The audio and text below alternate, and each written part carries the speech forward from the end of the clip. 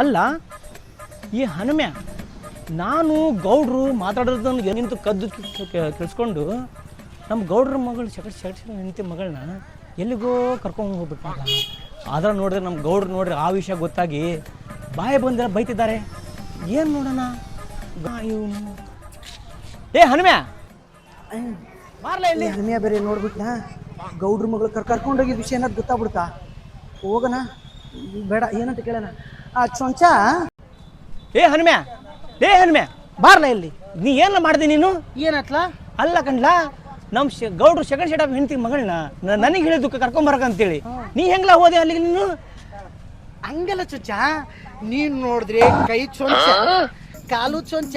ನೀನ್ ಕರ್ಕೊಂಡು ಹೋಗ್ಬರ್ಸಿಲ್ಲಿ bus late ಆಗ್ಬಿಟ್ರೆ ಇರಲ್ಲ, ಅದಕ್ಕೆ ನಾನೇ ಹೋಗಿ ಕರ್ಕೊಂಡು ಹೋಗೋಣ ಅನ್ಕೊಂಡೆ. ಅದ್ರ ಬರ್ರೆ ನಿಮ್ಮ ಗೌಡ್ರು ಫಸ್ಟ್ನೇ ಹೆಂಡ್ತಿ ಬರ್ರೆ ಚಂದ ಇದ್ಲು, ಅವ್ರ ಮಗಳು ಇದ್ಲು ಓದ್ಲು. ಈಗ ಸೆಕೆಂಡ್ ಸೆಟಪ್ ಮಗಳು ಏನಾರ ಕರ್ರಗಿಲ್ದ ಬೆಳ್ಳಗಳೇನ ಅಂತ ಹೋದ ಏನು ಅಂತಿಲ್ಲ, ಸಕ್ಕತ್ತಾಗಿದ್ಲು.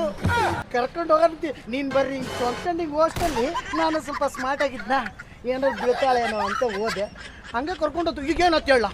ಅಲ್ಲ ಕಣ್ಲಾ ನಮ್ಮ ಗೌಡ್ರು ನನ್ನ ಮೇಲೆ ಸಿಟ್ಟು ಮಾಡ್ತಿದ್ದ ಕಣ್ಲಾ.